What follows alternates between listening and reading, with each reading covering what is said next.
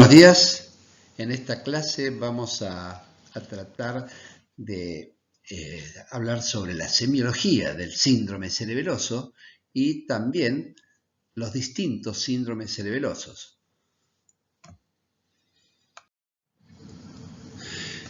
Vamos a tener como objetivo hacer primero un repaso de la filogenia, de la anatomía y la fisiología del cerebelo.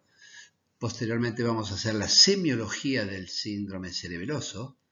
Vamos a hablar de las etiologías o las causas que producen el síndrome cerebeloso.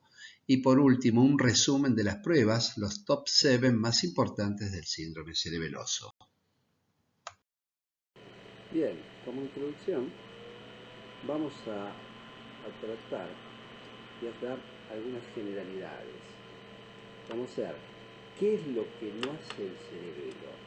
El cerebelo no tiene ningún papel clínicamente evidente en la relación con la conciencia, con la emoción, con el intelecto, y tampoco interviene en las funciones homeostáticas.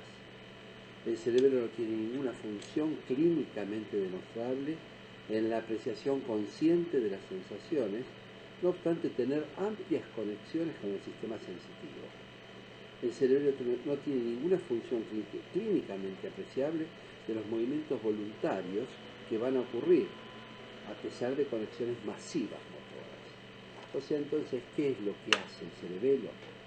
El cerebelo tiene un papel principal en la coordinación de las acciones musculares voluntarias. La coordinación es la función de todo y cada parte del sistema nervioso. Contribuyen a ella los circuitos visuales, táctiles, auditivos, piramidales, extrapiramidales, pero el factor intrínseco de la coordinación es el aporte propioceptor. Los propioceptores son los receptores que se encuentran en los músculos, en las articulaciones, y que transmiten la posición proveniente de los músculos al cerebelo y este al cerebro, y concientiza la posición de nuestro cuerpo en el espacio. El cerebro informa el cerebro informa al cerebelo dónde quiere mover las partes del cuerpo, es decir, qué músculos actuarán y la coordinación de esos músculos para llevar a cabo esa función. Bien, si se ha comprendido esto, nosotros debemos responder correctamente esta pregunta. ¿Puede ponerse a prueba la función del cerebelo en un paciente en estado de coma? La respuesta correcta es no, porque no puede efectuar movimientos ni adoptar posiciones voluntarias. Vamos a hacer una breve síntesis sobre el desarrollo filogénico del cerebelo. Es la única forma después de poder comprender los síndromes cerebelosos. En los animales primitivos solo llegan a desarrollar una parte del cerebelo, que es la parte más antigua y corresponde al arquicerebelo, y que es el lóbulo flóculo-nodular, que se encuentra en la parte caudal del cerebelo. Esta pequeña porción del cerebelo lo que hace es coordinar los músculos axiles y de la cabeza, y que informan al cerebelo y al cerebro la posición de la cabeza.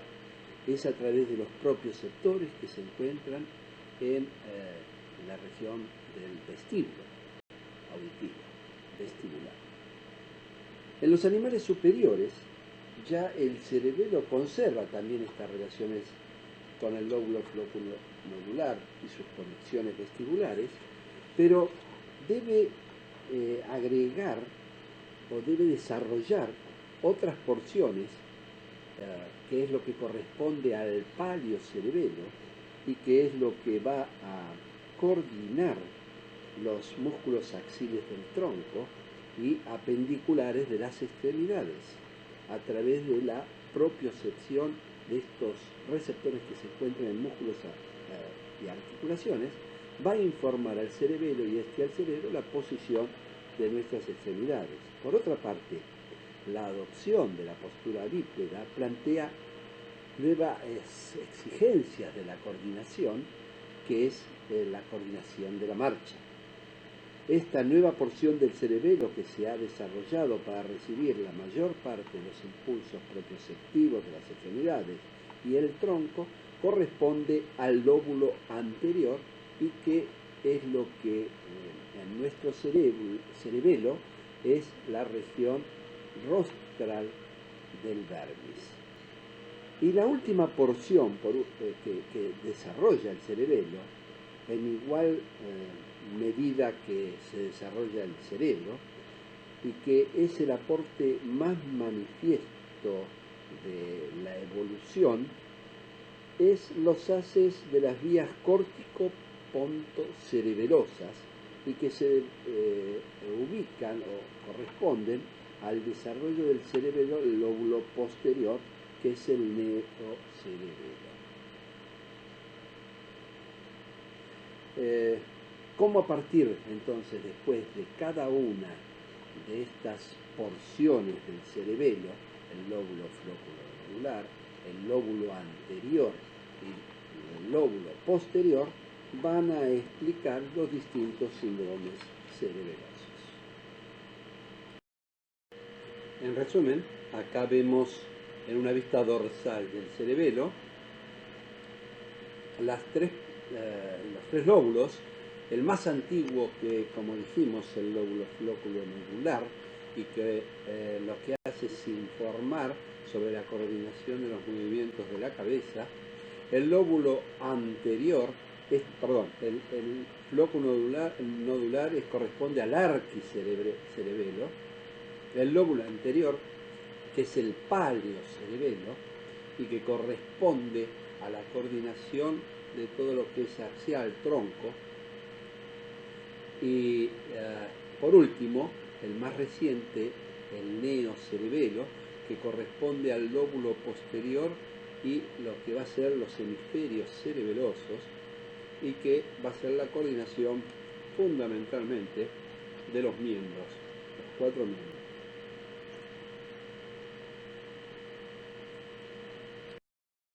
Como vemos acá en este esquema, el cerebelo está unido al tronco encefálico por los 3 pedúnculos cerebelosos. El pedúnculo cerebeloso inferior, que corresponde a la entrada, a la aferencia de las vías espinocerebelosas. El pedúnculo cerebeloso medio, que corresponde a la protuberancia y que trae las fibras aferentes de la corteza, el haz córtico ponto cerebeloso, y de las prolongaciones de las neuronas de Purkinje. De ahí salen las aferencias al pedúnculo cerebeloso superior, y ahí van al núcleo rojo, del núcleo rojo va el tálamo, y del tálamo va la corteza. Entonces, resumiendo, el pedúnculo cerebeloso inferior corresponde a las vías aferentes espinocerebelosas, que vienen de los receptores, de los propios sectores, que captan la sensibilidad profunda de los propios sectores en articulaciones y músculos, entran al cerebelo e informan al cerebelo sobre la posición de los miembros. Por el pedúnculo cerebeloso medio, las vías corticales al cerebelo, y también las vías vestíbulo cerebelosas, que informan al lóbulo flóculo nodular la posición de la cabeza. Y por último, la interrelación de la vía córtico ponto cerebelosa con la cerebelo ponto o cerebelo rubro tálamo cortical.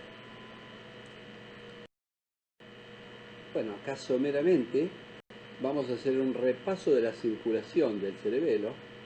El cerebelo se irriga por las arterias posteriores que llegan al encéfalo, a través de las arterias vertebrales que forman el tronco el tronco correspondiente a la basilar, tronco basilar, y sus ramas terminales de la basilar, que son las arterias cerebral posterior.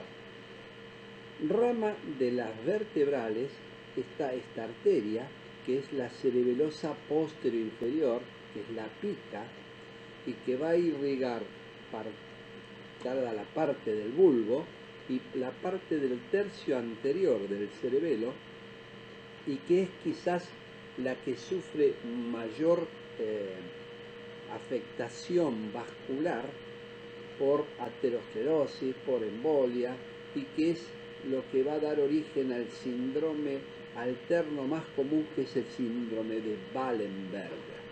Característicamente afecta a los pares craneanos inferiores, 9, 10, 11, 12, y también tiene la afectación cerebelosa, síndrome de Wallenberg, que es la afectación del núcleo del mismo lado de la lesión, y la afectación motora contralateral es un síndrome alterno vulvar. También está irrigada por otra arteria, que es rama ya de la basilar, que es la cerebelosa anteroinferior, y que va a irrigar los 2 tercios posteriores del cerebelo.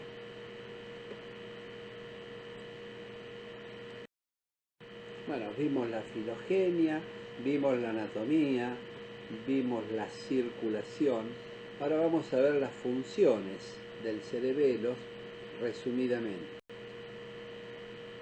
Fundamentalmente dijimos la coordinación motora, control motor, la regulación del tono muscular, la modulación del acto motor, mantener la postura y el equilibrio, la coordinación, ajuste y corrección del juego muscular antagonistas, agonistas, la predicción de posiciones, o sea, si uno cierra los ojos, levanta un brazo, sabe en qué posición está, a través de la información que recibe el cerebro y que le manda al cerebro, y que esto hace a la coordinación cerebelo-cerebro, la fluencia del lenguaje también, y los procesos de aprendizaje con patrones motores, y la percepción visoespacial. Las lesiones del cerebelo pueden expresarse mediante la incoordinación de las contracciones musculares, que estas aparecen durante los movimientos voluntarios y también en la postura. Si nosotros tomamos como modelo algo que nos represente estos signos clínicos, debemos pensar en la ebriedad. Este es un modelo para comprender estos déficits cerebelosos. Recuerden que el alcohol y los depresores, como los barbitúricos, son venenos vestibulares. Y se ha visto, si ha estado alguna vez ebrio, es el cuadro que cristaliza inmediatamente este síndrome cerebeloso, estos signos clínicos. Si usted recuerda o pone atención cuando observó un paciente ebrio, este se desequilibra cuando trata de hacer algún movimiento para obtener algún objeto, se balancea cuando está de pie, se tambalea cuando camina y tiembla o tartamudea su voz cuando habla, tiene movimientos oculares espasmódicos cuando lo mira, siente sus miembros cansados, flojos, perdidos. Entonces, este es el cuadro que representa a un paciente ebrio. Lo único que tenemos que hacer nosotros es utilizar ahora los nombres técnicos para denominar estos hechos que tiene un paciente ebrio y dejar definido el síndrome cerebeloso. La incoordinación de los movimientos voluntarios se denomina distaxia. El habla entrecortada, tartamudea, arrastrada, con altisonancias, es una alteración como cualquier otra alteración neurogénica que altera la articulación de la voz y se llama disartria. Disartria es dificultad para articular la voz. Los movimientos oculares oscilatorios, esporádicos, se denominan nistagmus y la flojedad de las piernas se denomina hipotonía. Por lo tanto, estos son entonces los principales elementos del síndrome cerebeloso: la distaxia, la disartria, el nistagmo y la hipotonía. Escribir las pruebas clínicas para comprobar la distaxia durante la estación de pie y durante la marcha. Aquí observamos que un paciente cerebeloso, cuando está de pie, lo que hace para mantenerse parado sin tambalearse es abrir la base de sustentación, que a esto se llama astasia. La posición que adopta cuando camina, que es también un movimiento voluntario, entonces para compensar esa inseguridad al caminar, el paciente también aumenta la base de sustentación, como lo hace un niñito. Si ustedes recuerdan cuando empiezan a caminar, el niñito lo que hace es abrir sus piernas para poder mantener su equilibrio, y que también para la coordinación también lo observamos en los pacientes de edad cuando tienen esa inestabilidad al caminar. Acá observamos que un paciente de pies, cuando ustedes le hacen juntar los pies, que es la prueba de Romberg, el paciente cerebeloso con la prueba de Romberg no se va a caer, pero sí va a tener oscilaciones, hacia un lado o hacia el otro, depende de la afectación cerebelosa, y que va a tratar de compensar. Puede ser también hacia adelante o hacia atrás, que es anteropulsión o lateropulsión. Y cuando lo hacen caminar con la llamada marcha en tándem, esta marcha es la que utilizan los agentes del orden para ver la toxicidad del alcohol en los pacientes que han bebido. Como dijimos anteriormente, el alcohol es un tóxico del cerebelo y acuérdense que el ebrio es el típico paciente cerebeloso. Entonces esta marcha en tándem no la puede mantener y se va hacia atrás o hacia adelante y tiene que abrir sus miembros inferiores, aumentar su base de sustentación para poder mantener el equilibrio y no caerse. De nuevo, aquí tenemos representadas las pruebas para comprobar la distaxia en la estación de pie durante la marcha. Con el paciente de pie, lo que hacemos es hacerle juntar los pies y con las manos a los costados, y vemos que en un paciente cerebeloso lo que aumenta son las pulsiones, que son lateropulsión, anteropulsión o retropulsión, y que trata de compensar, pero no se cae. Es la típica prueba de Romberg.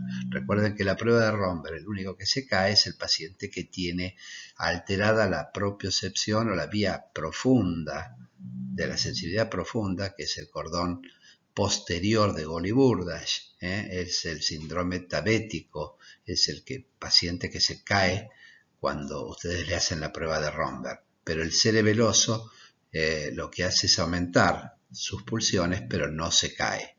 Y la otra prueba, que es la prueba que manifiesta la distaxia al caminar, es la prueba o marcha en tándem, con un pie delante del otro, que un paciente cerebeloso no lo puede hacer. Examen clínico para la distaxia de los brazos. Prueba de índice-nariz.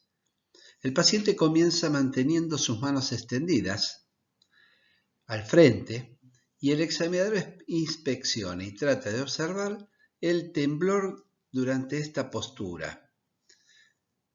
Posteriormente, el paciente es instruido para colocar su dedo índice sobre el extremo de su nariz y el observador observa atentamente en busca de un temblor intencional, o sea, durante el movimiento. Y en qué precisión y con qué precisión puede el paciente tocar el extremo de la nariz. Si el temblor con las manos extendidas desaparece durante el movimiento y reaparece cuando mantiene su dedo contra la nariz, se denomina temblor postural. Este temblor indica una lesión en el pedúnculo cerebeloso que establece conexiones con el núcleo rojo, el tálamo y el área motora. Si el paciente mantiene correctamente la postura de sus brazos extendidos al frente, pero tiene temblores durante el movimiento, este temblor es denominado temblor intencional. El temblor intencional de la mano derecha o izquierda indica una lesión del hemisferio cerebeloso correspondiente al mismo lado de la lesión. Aquí vemos la prueba de las marionetas para explorar la dismetría y la distaxia. El paciente mantiene sus manos extendidas, efectuando un movimiento de pronación y supinación alternativa tan rápido como le sea posible. Las manos se exploran en forma separada y conjunta. La mano distáxica sobrepasa en una oportunidad y no llega al límite en otro movimiento, y así es más lenta que lo normal.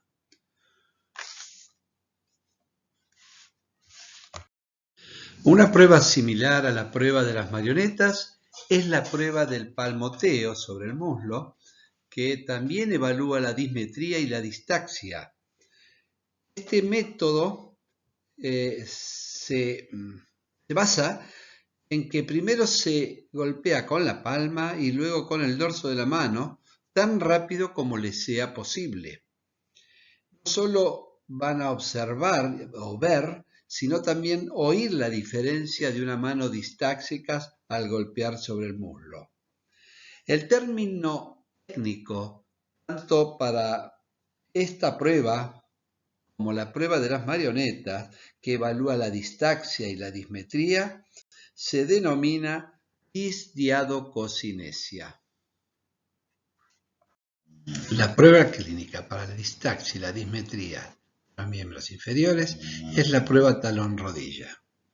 Además del examen de la marcha, una prueba específica muy útil para la distaxia de las piernas es la prueba talón-rodilla. El paciente se coloca en decúbito supino sentado, se le instruye para colocar el talón precisamente sobre la rodilla opuesta y luego descenderlo a lo largo de la tibia. Demostración clínica de la hipotonía en un paciente con síndrome cerebeloso. Reflejo patelar.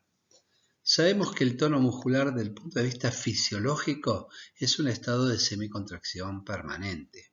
Pero desde el punto de vista de la semiología neurológica, el tono muscular se define funcionalmente como la resistencia muscular percibida por el examinador cuando mueve la extremidad del paciente en reposo. En un sujeto normal, el tono muscular ayuda a limitar la excursión articular. Cuando los músculos están flácidos, el paciente asume una postura que resultan incómodas para un sujeto normal.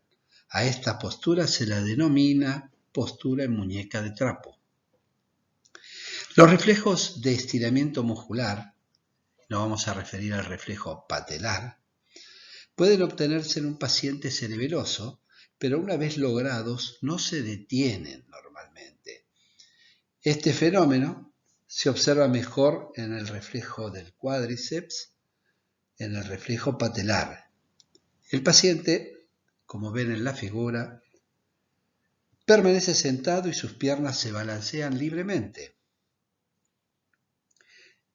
Normalmente, luego de obtenerse el reflejo, la pierna detiene su balanceo luego de una o dos excursiones. Las piernas de un paciente cerebeloso se van a balancear como un péndulo, sin limitación normal de la excursión ocasionada por el tono muscular. Otra prueba que pone de manifiesto la hipotonía muscular es la prueba de rebote y contención muscular.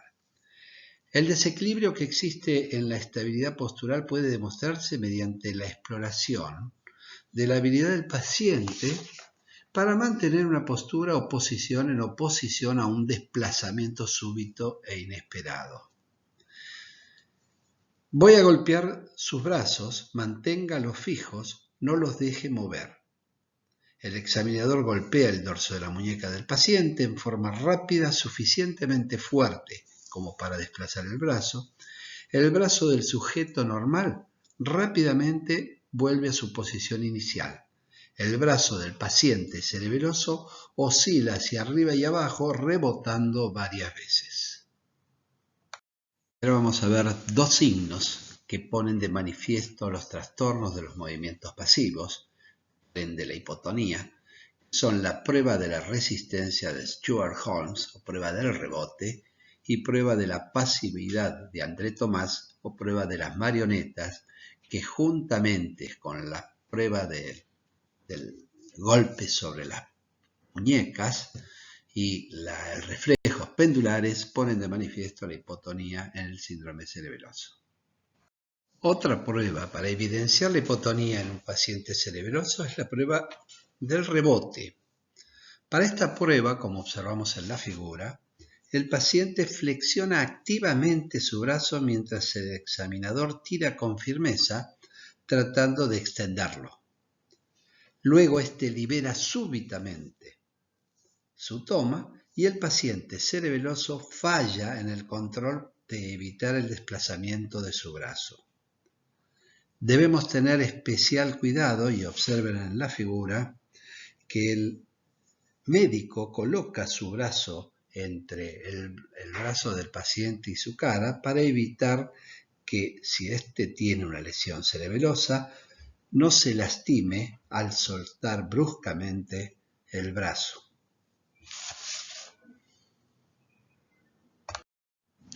Esta es la prueba de pasividad de André Tomás. Es una prueba que también evidencia hipotonía muscular. Se toma al paciente por debajo de las axilas, a ambos lados del tórax, y se le imponen movimientos de rotación y se observa cómo se balancean los brazos. En un paciente normal, esto está limitado por el tono muscular. En un paciente cerebeloso, los brazos se balancean libremente, golpeándose de un lado al otro como si fuese una marioneta. De síndromes cerebelosos, haciendo referencia primero a las causas. Son numerosas y muy extensa la lista de causas probables que pueden producir síndromes cerebelosos, pero vamos a señalar las más frecuentes, que son las causas adquiridas. Dentro de las causas adquiridas, las neoplasias, y dentro de estas los tumores primarios del cerebelo, gliomas, meduloblastomas en los chicos, ependimomas, hemangioblastomas, y quizás más comunes que las primarias, las metástasis, fundamentalmente de pulmón, mama y próstata. Otra de las causas quizás más común que las neoplasias, las vasculares de origen isquémico o hemorrágico por hipertensión, hemorrágico traumático, infecciosas, abscesos por gérmenes, bacterias, hongos, parásitos, como Chagas. También tenemos las tóxicas, quizás causa muy común el alcoholismo, también por mercurio o plomo. No olvidemos tampoco las farmacológicas por citostáticos, difenidantoína. Posinfecciosas, luego de una mononucleosis, haber superado una mononucleosis, una paradititis, una varicela. También puede ser síndrome cerebeloso bastante frecuente, los síndromes paraneoplásicos, como síndromes paraneoplásicos. También déficit de las carenciales por déficit de vitamina B1, B6, B2 y ácido fólico. Y dentro de las inmunológicas, quizás la esclerosis múltiple. Las hereditarias, que pueden ser recesivas o dominantes, y por último las metabólicas, estas dos últimas clases menos comunes, citopatías mitocondriales, enfermedad de Wilson por depósito de cobre, Niemann-Pick, que es una tesaurismosis, y ataxia por déficit de vitamina E. Esta es una reseña del síndrome cerebeloso de acuerdo a la región anatómica del cerebelo afectado. Así, si tenemos una afectación del lóbulo posterior, vamos a tener un síndrome del hemisferio cerebeloso y correspondiente al hemicuerpo del lado afectado, del cerebelo afectado. Si afecta el vermis rostral correspondiente al lóbulo anterior, la afectación es fundamentalmente de tronco y de miembros inferiores. Y si se afecta el vermis caudal, es del lóbulo flóculo nodular y va a dar origen a síndrome cerebeloso del tronco, mientras que cuando la afectación es de todo el cerebelo, el síndrome es pancerebeloso. Por otra parte, la característica de estos distintos síndromes cerebelosos también están correlacionados con la etiología, con la causa. Generalmente un síndrome del hemisferio cerebeloso está producido por un proceso vascular, isquémico o hemorrágico, traumático, un tumor, un quiste, un absceso infeccioso. El síndrome del vermis rostral, que corresponde al lóbulo anterior, generalmente son tumores, ependimomas, meduloblastomas, al igual que el síndrome del vermis caudal, que los meduloblastomas quizás son las causas más comunes de este síndrome. Y por otra parte, el síndrome pancerebeloso, las causas más comunes son las tóxicas, el alcoholismo, mercurio, paraneoplásicas. Tenemos que pensar en causas que afecten a todo el cerebelo. Representados los distintos tipos de síndromes cerebelosos. En la columna A, la distribución de los déficits, donde se encuentran en el hemicuerpo, en los miembros inferiores, en el tronco o en los 4 miembros. En la columna B, las distintas pruebas, la disartria, la prueba de rebote de los brazos, la hipotonía y la distaxia de brazos, marcha y piernas. Pero fíjense, la única columna que presenta una fuerte presencia en cada uno de los 4 síndromes cerebelosos es la correspondiente a la distaxia de la marcha. El desequilibrio de la marcha es el signo cerebeloso ubicuo común a los 4 síndromes cerebelosos. O sea, recuerden que la marcha es la que pone evidencia fundamentalmente en cualquier alteración cerebelosa. De ahí que el examen de la marcha resulte ser la prueba clínica más eficiente para medir las alteraciones cerebelosas. El síndrome pancerebeloso, que es la figura I4, es el aspecto más difícil de precisar, ya que los agentes causantes de este síndrome es un océano de posibilidades, desde enfermedades heredofamiliares hasta efectos tóxicos producidos por drogas antiepilépticas, producidos por el alcohol.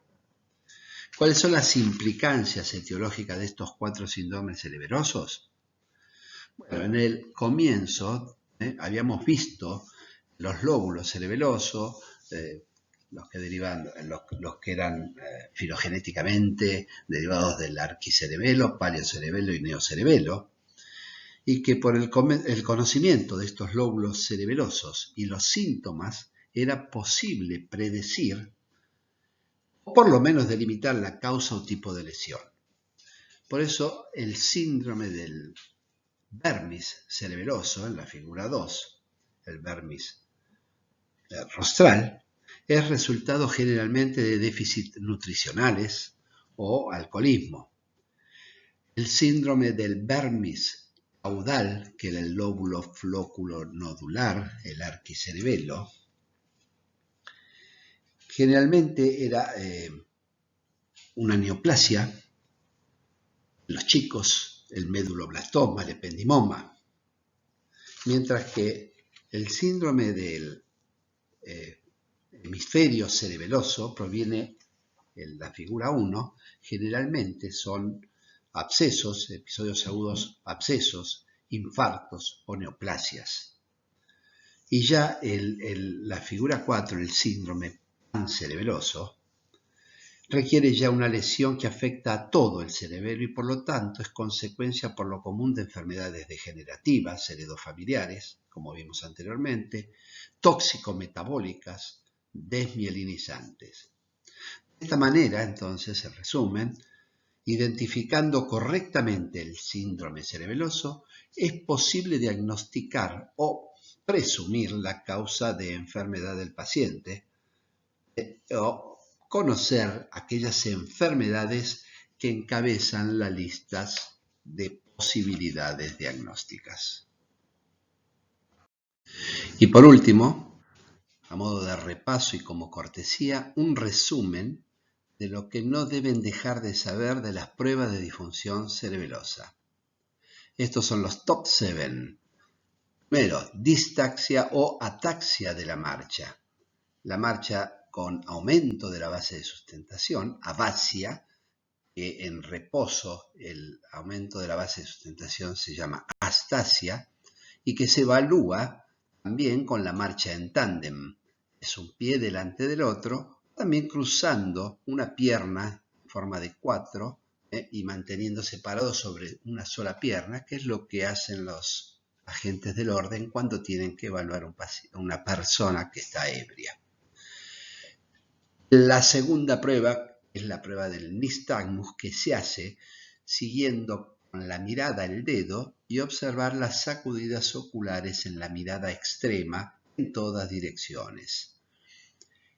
La tercera prueba es la distaxia o ataxia de los brazos y alteraciones de los movimientos alternantes, que se hace con la prueba de índice-nariz. Con las manos extendidas hacia adelante, se observa si existe temblor, que es un temblor inicial que después también persiste cuando se toca la punta de la nariz. Es un temblor que se le denomina temblor postural. Y que si el temblor aparece con descomposición del movimiento cuando transcurre al tocarse de esta posición con las manos extendidas la punta de la nariz, va descomponiendo el movimiento, a ese temblor se lo llama temblor intencional.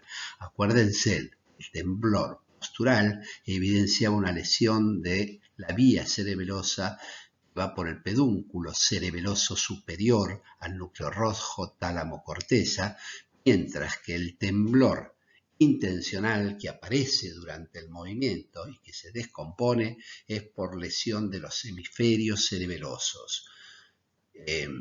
También recuerden que la distaxia de los miembros superiores también se puede tomar con la prueba de pronación-supinación, que es la prueba de las marionetas, o con la prueba del palmoteo, que es el golpeteo sobre los muslos. Acuérdense que además con estas pruebas de evaluar las distaxias, nosotros evaluamos la dismetría. Acuérdense que pronación, supinación en las pruebas de marioneta, tanto se evidencia la distaxia con los movimientos alterados de pronación, supinación, y también hay una dismetría, tanto la dismetría más la distaxia, esto se denomina disdiadococinesia. La distaxia o ataxia de las piernas se evalúa con la prueba talón-rodilla. Con el talón se toca la rótula contralateral y se baja por la cresta anterior de la tibia y se observa la misma situación que la prueba de índice-nariz. El temblor al inicio, el temblor al finalizar o el temblor o descomposición en el movimiento. También el hecho de no poder tocarse correctamente la rótula contralateral, eso habla de la dismetría. El quinto punto es la hipotonía. La hipotonía se evidencia en miembros superiores con la prueba de André Tomás, en la cual el paciente, al contraponerse la flexión del brazo, y al soltarlo bruscamente se puede golpear la cara. Eso habla de la hipotonía, y la prueba de Stuart Holmes, tomándolo del tórax, se hacen movimientos alternantes y se ve como los brazos, la sacudida de los brazos. También prueba de las marionetas. Otra prueba que evidencia la hipotonía son los reflejos pendulares. Cuando ustedes toman el reflejo patelar, observan que no tiene una o dos sacudidas como normalmente tiene el reflejo patelar, sino que sigue con más movimientos como un péndulo. La otra prueba que evidencia la hipotonía es haciéndole extender los brazos y se le imponen movimientos bruscos hacia abajo y se ve que el paciente, para volver a su posición normal, hace varias sacudidas hasta poder lograrlo. El sexto punto es la disartria, la alteración en la emisión de la voz. Es una voz arrastrada, es una voz como la del ebrio. El séptimo punto, el temblor, como les dije anteriormente cuando tomaban la prueba de índice de nariz, el temblor intencional que aparece en el movimiento y que evidencia lesiones de los hemisferios cerebelosos, y el temblor de actitud o postural que aparece cuando extiende los brazos al inicio y al finalizar cuando lo apoya sobre la nariz. Bueno, muchas gracias y espero que le haya sido de utilidad. Una pequeña aclaración: la prueba de Stuart Holmes es la prueba de resistencia de miembros superiores y la prueba de André Tomás es la prueba de pasividad que se toma sacudiendo el tórax y viendo cómo se movilizan los miembros, prueba de las marionetas.